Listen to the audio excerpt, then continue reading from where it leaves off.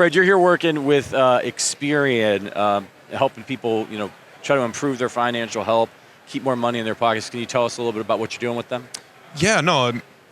The whole thing with Experian is trying to save you time and money, trying to save everybody time and money through downloading their app, and they help you cancel subscriptions that just go unmonitored. Everybody falls victim to it, where you might download something, you get on a subscription, and then you forget about it, and then just keeps rolling and rolling and rolling, and then you're just paying for a subscription that you're not even using anymore. So they help you do all of that. They do all the work for you to help save time and money. Yeah, Sterling's got a Oh yeah, absolutely. Yeah, Experian boost. Yeah. There we go, baby.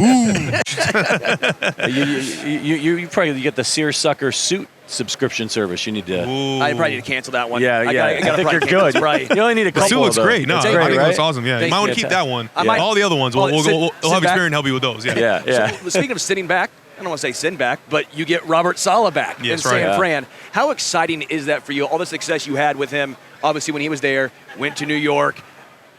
We'll talk about that in maybe a second, but now he's back as a DC in San Fran. How excited are you? So excited. I can't even speak to how excited I am, because this is the guy that started it all for me. Was one of the main reasons for me being a Niner and doing well in this system. And he knows how to obviously coach his defense at a high level. We've been at the top, and I'm excited to get back to being at the top. Yeah, he was fantastic when he was there with you guys in San Francisco. Great players on your defense for years now. Do you think he got a little bit of a raw deal in New York? I mean, I only watched from afar, right?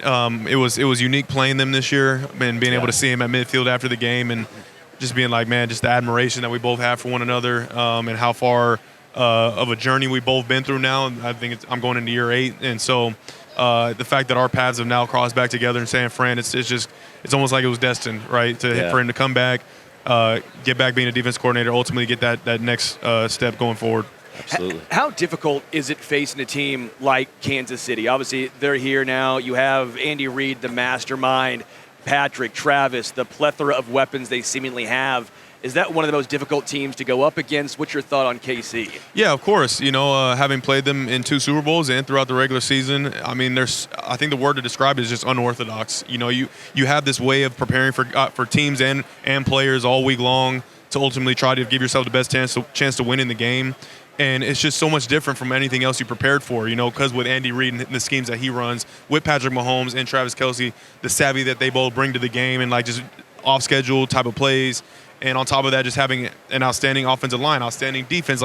People don't talk about all those little things that they do have, aside from obviously the star players and the star coaching.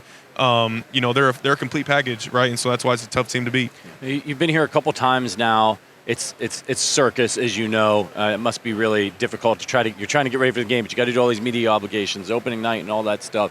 When we were talking to the players on Monday, our impression was that the Chiefs were pretty loose. And I mean, how could you not be? They've had so much success. They've won. They're playing with a little bit of house money.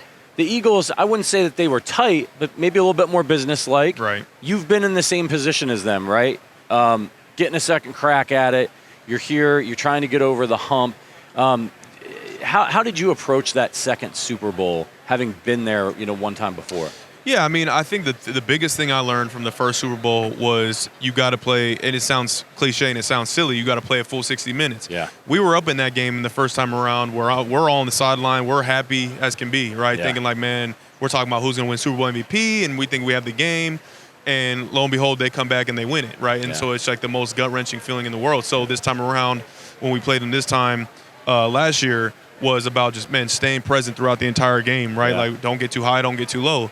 And it was a unique experience again, though. Obviously, we lost Dre Greenlaw, which is my little brother. Yeah. And that was a humongous, just emotional dump in the game for myself. So trying to stay laser focused throughout the adversity was tough. And ultimately, we obviously didn't make enough plays to win. But that's what the game comes down to. Everybody looks into, which team's more loose, which team's more business-like. At the end of the day, who makes more plays on Sunday, right? Who makes the least amount of mistakes, takes care of the football, takes it away, and capitalizes on their opportunities. That's what it's going to be about. Comes down to a couple plays. How badly do you want to see Dre back in the Niners jersey next season? Oh, man, as bad as anybody, right? I mean, that's the guy I feel like that has allowed me to ascend in this league is because of his ascension and the type of player that he is, how unselfish of a player that he is, how ferocious of a human being and a player that he is, right? He hits. Yeah, exactly. Like, and so people, they look at me, but like you can't see me without him, right? And so I hope we get him back. What do you think separates you? I think if you did a ranking,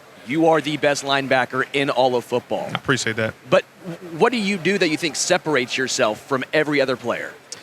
I mean, I try to just eliminate all weaknesses in my game, right? Like I try to be great at everything, whether it be the run game, the pass game, you know. And I developed this knack for getting the football, right, punching it out, getting it out of the air, you know, whether in interceptions and stuff like that. So I think takeaways is a big part of it. But at the end of the day, like I try to just shore up any weaknesses I do have in my game, so where a team looking at the film can't be like, oh, we're going to attack this guy this way, right? You just want to try to make sure that you're as complete of a player as possible. Yeah. We got to get you out of here, but you got a prediction for how this thing's going to go down on Sunday? Who's going to pull it off?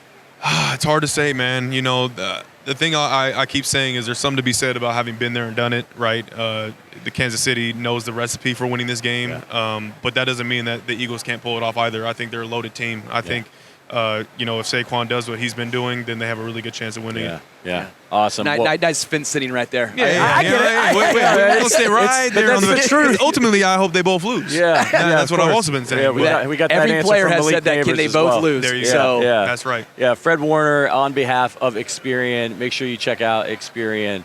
We appreciate you dropping by. Appreciate you guys, man. Thank you. Best of luck to you next Download season. Experian now. Yeah.